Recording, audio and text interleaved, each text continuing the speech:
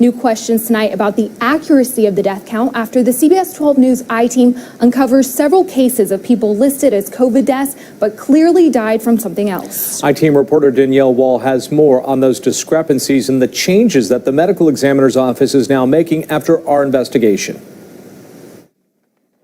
A 90-year-old man who fell and died from complications of a hip fracture.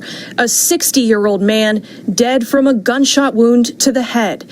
These are some of the deaths in Palm Beach County recently and incorrectly labeled as COVID deaths in medical examiner records. The I-Team reviewed a copy of the Palm Beach County Medical Examiner's COVID death spreadsheet. It has 581 deaths listed. All of them tested positive for COVID-19. But CBS 12 News noticed 8 cases in which the person died of something completely different, like Parkinson's or a neck fracture, and COVID was not listed as the cause of death. We wanted to know why they were still being listed as a coronavirus fatality. I think it's completely misleading. Rachel Eade has the same questions. She's a Palm Beach County resident reviewing the ME's records, and she found out of all of these cases, just 169 were listed as COVID-19 infections without any contributing illnesses.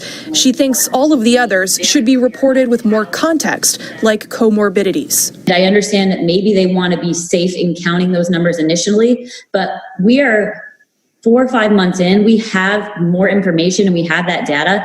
We need to remove the COVID cases that are not exclusive COVID, and we need to be giving people that information. Governor DeSantis on Fox News this morning said after an Orange County motorcycle crash was recorded as a COVID death, Florida's fatality count needs another review. I think the public, when they see the fatality figures, they want to know who died because they caught COVID. If you're just in a car accident, and we've had other instances in which it just was no real relationship that has been counted. So we want to look at that and see, how pervasive that issue is as well.